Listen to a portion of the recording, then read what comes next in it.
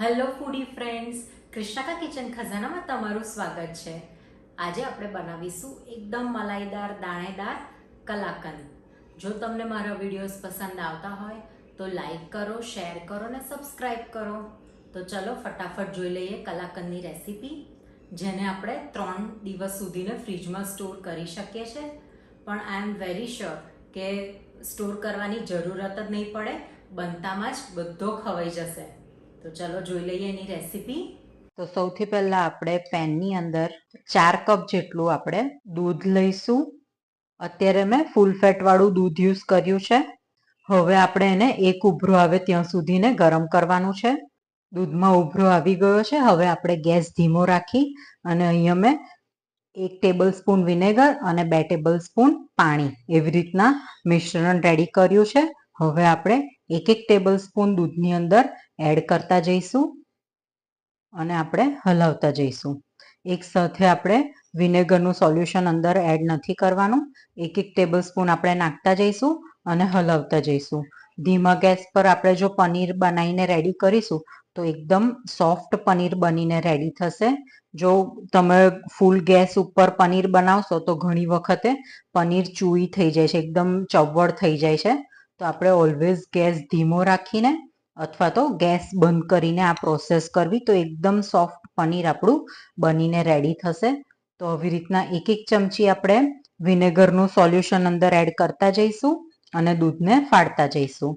તમે વિનેગરની જગ્યાએ લીંબુનો રસ પણ લઈ શકો છો અથવા તો તમે દહીં પણ નાખીને દૂધ ફાડી શકો છો. પનીર અને પાણી સરસ છૂટા પડી ગયા છે.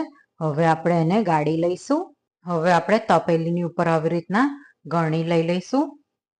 પનીર અંદર ડ્રેન કરીશું.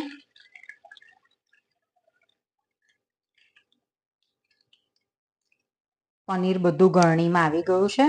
હવે આપણે એને પાણીથી ધોઈ કાઢીશું, જેથી ખટાશવાળો ભાગ બધો પ્રોપર ધોવાઈ જાય.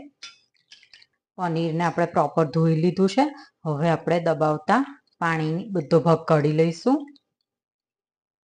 તો આપણું એકદમ સોફ્ટ અને કણીવાળું દાણેદાર પનીર બનીને રેડી છે. હવે આપણે હેવી બોટમ પેનની અંદર 2 કપ દૂધ લઈ લઈશું. હવે આપણે દૂધને હલાવતા જઈશું અને ગરમ કરવાનું છે. આપણે દૂધ અડધું ના થઈ જાય ત્યાં સુધીને આપણે એને ઉકાળતા રહેવાનું છે. દૂધ હવે સારું એવું ઉકળી ગયું છે. હવે આપણે અંદર એડ કરીશું 1/2 કપ મિલ્ક પાવડર. પ્રોપર આપણે એને હલાવતા જઈશું અને મિક્સ કરતા જઈશું. મિલ્ક પાવડર ટોટલી ઓપ્શનલ છે. તમારે જો મિલ્ક પાવડર ના યુઝ કરવો હોય તો 1 કપ દૂધ વધારે એક્સ્ટ્રા લઈ લેવાનું અને એને વધારે ઉકાળી દેવાનું. મિલ્ક પાવડરના લમ્સ ના રહે એ રીતના આપણે પ્રોપર એને મિક્સ કરતા જઈશું. તમે મિલ્ક પાવડરની જગ્યાએ અંદર અડધો કપ જેટલી મલાઈ પણ યુઝ કરી શકો છો. હવે આપણે અંદર એડ કરીશું 1/2 કપથી થોડુંક ઓછું ખાંડ. તમારા ઘરમાં જે રીતના સ્વીટનેસ ખવાતી હોય એ રીતના તમે પ્લસ માઇનસ કરી શકો છો. હવે આપણે એને ફૂલ ગેસ ઉપર ખાંડનું પાણી બળે ના ત્યાં સુધીને આપણે એને ઉકાળતા રહેવાનું છે. કોન્સ્ટન્ટ આપણે એને હલાવતા જઈશું. દૂધ ઉકળીને સરસ એવું ઘટ્ટ થઈ ગયું છે. હવે આપણે અંદર એડ કરીશું પનીર. અત્યારે અહીં મેં ઘરે બનાવેલું ફ્રેશ પનીર યુઝ કર્યું છે. તમે માર્કેટમાં પનીર મળે એ પણ યુઝ કરી શકો છો. એ પનીરને તમે છીણીને અંદર યુઝ કરી શકો છો, જેથી ઇવન એના દાણા રહે. હવે આપણે કોન્સ્ટન્ટ એને હલાવતા રહીશું જ્યાં સુધીને હવે દૂધનો ભાગ બળે નહીં અને એકદમ ઘટ્ટ મિશ્રણ થાય નહીં ત્યાં સુધીને આપણે એને હલાવતા રહીશું અને ઉકાળતા રહીશું.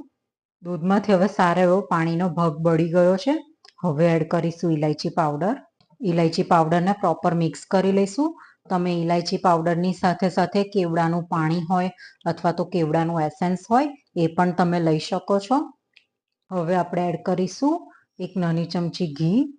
ઘી એડ ના કરો તો પણ ચાલે, પણ ઘી એડ કરવાથી એની શાઇનિંગ ખૂબ જ સરસ આવે છે. કલાકંદ બનીને આપણું રેડી છે. હવે આપણે એને મોલ્ડમાં ઠાળી લઈશું. મોલ્ડની અંદર મેં ઘી લગાવીને બટર પેપર લગાવી દીધું છે.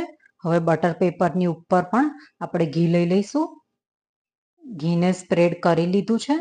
હવે આપણે ઉપર લઈશું બદામની કતરણ. ઘી લગાવવાથી બદામની કતરણ સરસ ચોંટી જાય છે. હવે લઈશું કેસરના ધાગા. કલાકંદનું મિશ્રણ અંદર લઈ લઈશું. હવે પ્રોપર એને દબાવીને સેટ કરી દઈશું. હવે અડધો કલાક આપણે એને ઠંડો થવા દઈશું. કલાકંદ ઠંડો થઈ ગયો છે. હવે આપણે એના પીસીસ પાડી લઈશું.